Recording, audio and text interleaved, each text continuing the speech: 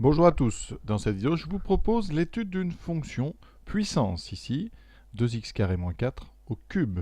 Donc on va faire les limites aux bornes, donc on va travailler sur R, donc limite en plus l'infini et moins l'infini, et ensuite on calculera la dérivée pour déterminer les variations de cette fonction et on regardera sa courbe. Voilà, donc on est parti. Première chose, avant de rentrer dans le calcul, on va regarder la forme de cette courbe pour un petit peu à quoi est-ce qu'on doit s'attendre. Alors, donc voici sa courbe en rouge ici, donc les limites moins l'infini plus l'infini semblent, hein, on peut faire une conjecture, les deux semblent être plus l'infini. Ensuite, en ce qui concerne les variations, donc vous avez ici des endroits un petit peu bizarres, alors ça, c'est certainement des points d'inflexion, on verra ça.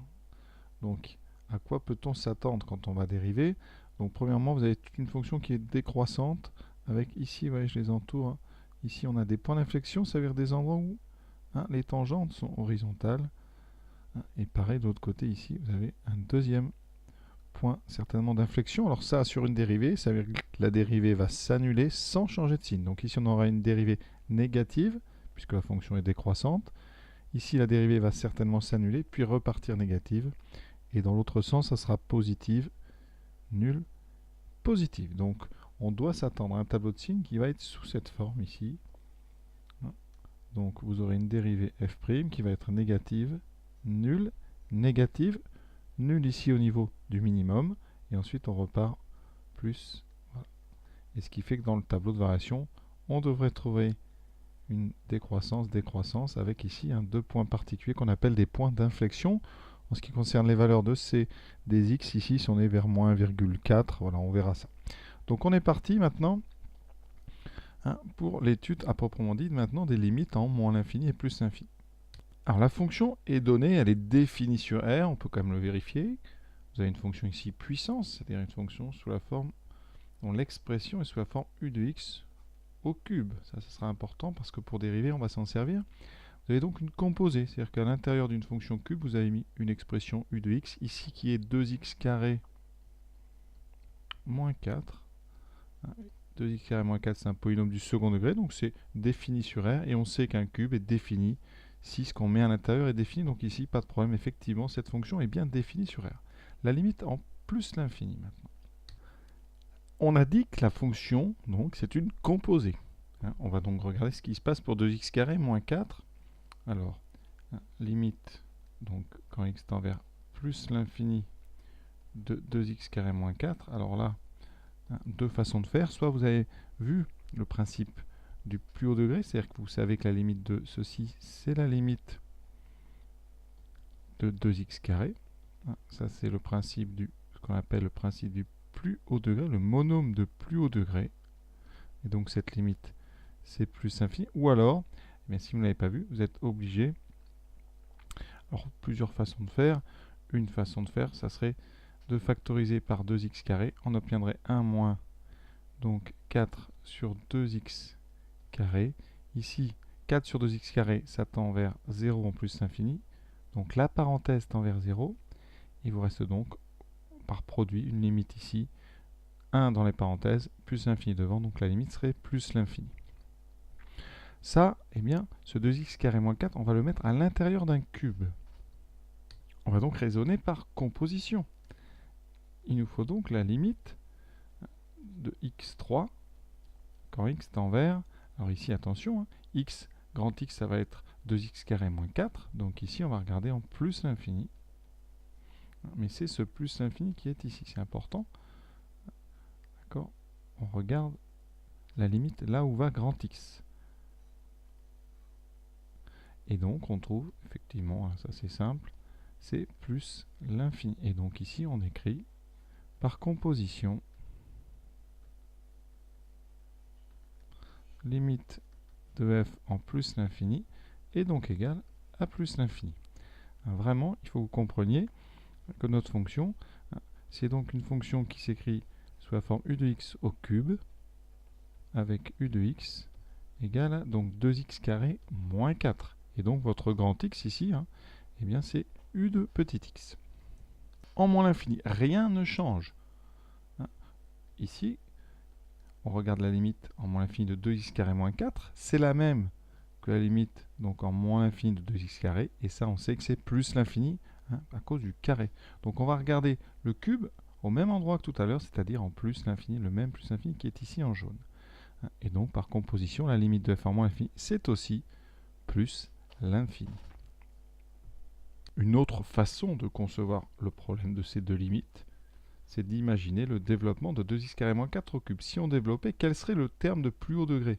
Eh bien, ça serait le cube de 2x², c'est-à-dire 8x puissance 6. 2 au cube, x puissance 6, et vous aurez ici plus un polynôme de degré inférieur à 6. Donc, pour ceux qui connaissent le principe du plus haut degré, c'est donc 8x6 qui va être dominant ici, c'est donc lui qui va donner sa limite, et comme c'est x puissance 6, c'est une puissance paire, on aura donc en plus et en moins l'infini une limite positive égale à plus l'infini. Donc maintenant, on est prêt pour la dérivation. Pour dériver, on ne va évidemment pas développer, ce n'est pas l'intérêt. Il faut apprendre à étudier ces fonctions ici sans développer le cube, parce que ça prend d'abord du temps. Et ensuite, parfois, quand on développe, on n'arrive plus à refactoriser et donc à trouver le signe.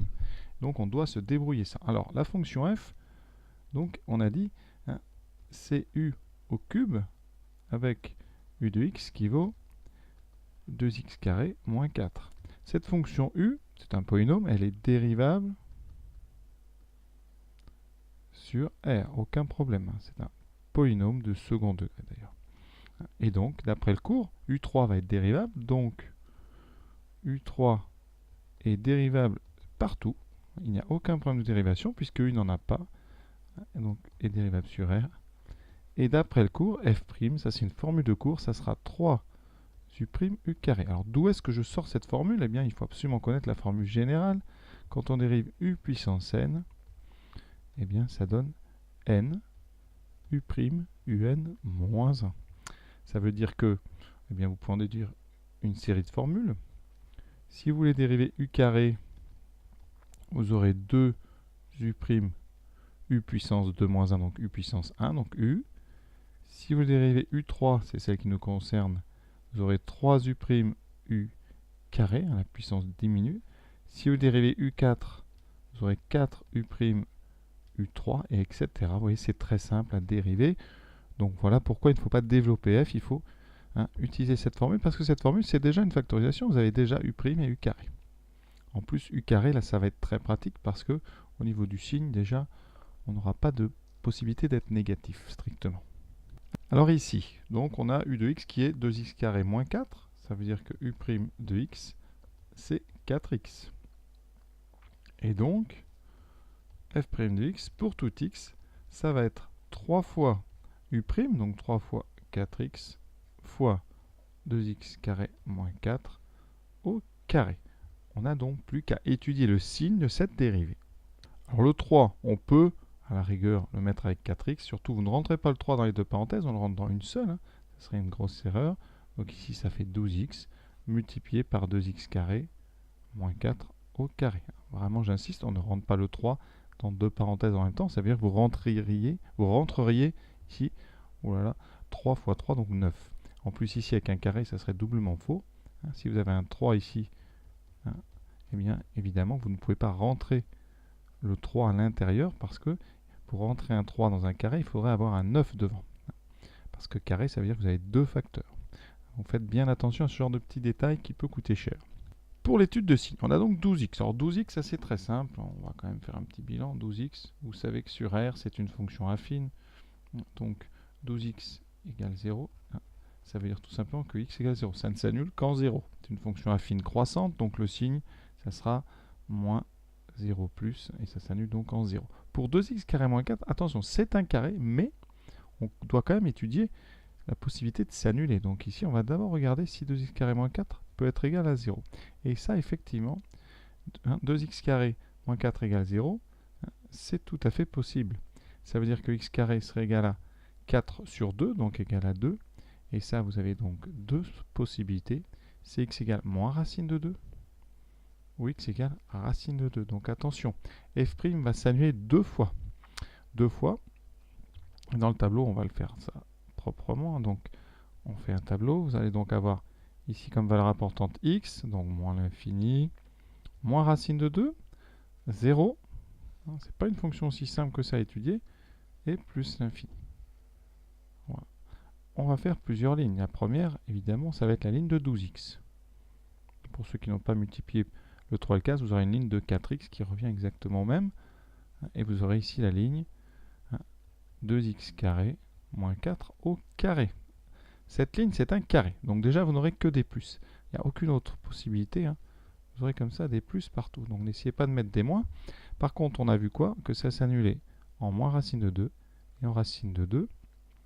Donc vous avez ici une fonction qui s'annule sans changer de signe. Donc au niveau de f, ça va nous donner un point d'inflexion.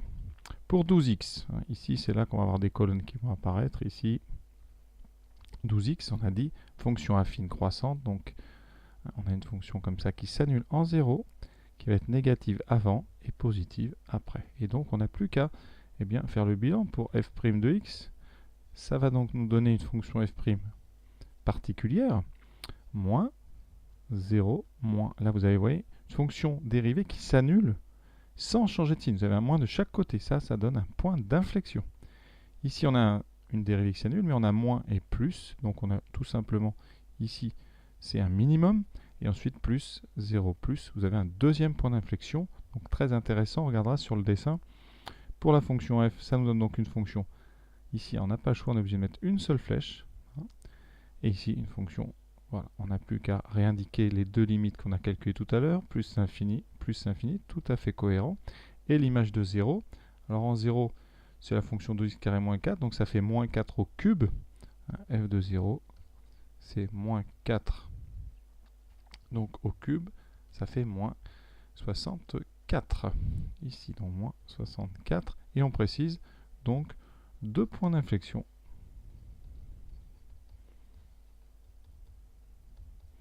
Pour x égale moins racine de 2 et x égale racine de 2. Regardons tout de suite la courbe. Voici donc notre courbe f de x, et bien 2x carré moins 4 au cube. Vous voyez, je vais demander à GeoGebra de me tracer la dérivée. Donc ici, je tape dérivée, je mets fonction, elle s'appelle f, voilà. Elle est en bleu. Qu'est-ce qu'on doit y voir? D'abord, cette dérivée bleue s'annule 3 fois. C'est ce qu'on avait trouvé. 3 fois, à chaque endroit, on a, pour la fonction, ici, dont la courbe est rouge, on a 3 tangentes horizontales. Vous voyez, ici, ici et là. Alors, si vous voulez, je peux montrer les tangentes. Il y a un outil tangente sur GeoGebra. Là, on est un petit peu sur la découverte de GeoGebra. Donc, je mets tangente point. Alors, ici, je vais d'abord créer peut-être un paramètre. Alors, comment faire une belle vidéo sur GeoGebra? Donc, je crée un curseur. Un curseur, c'est donc une valeur qui va osciller ici entre moins 5 et 5. C'est parfait.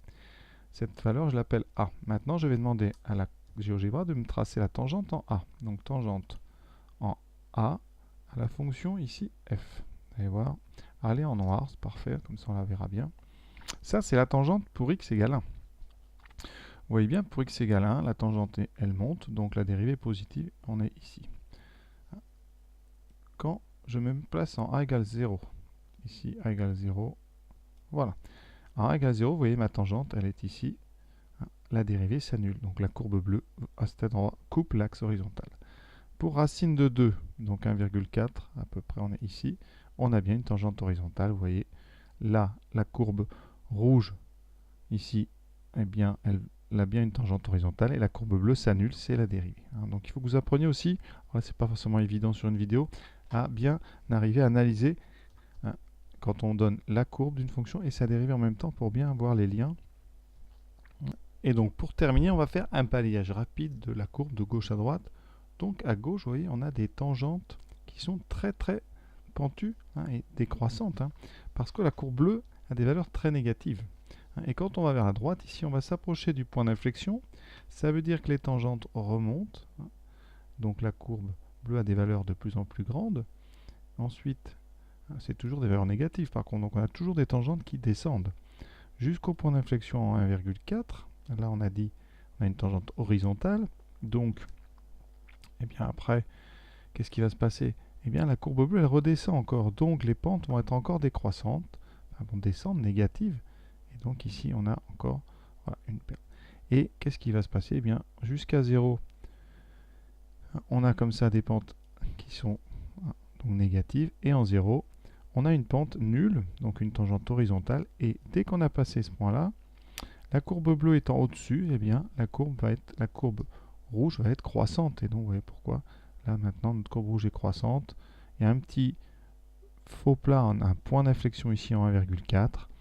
Et après, on repart à la hausse. Hein, donc, voilà ce qu'on peut lire sur un graphique comme ça, mélangeant une courbe et sa dérivée. Voilà, j'espère que vous avez tout bien compris.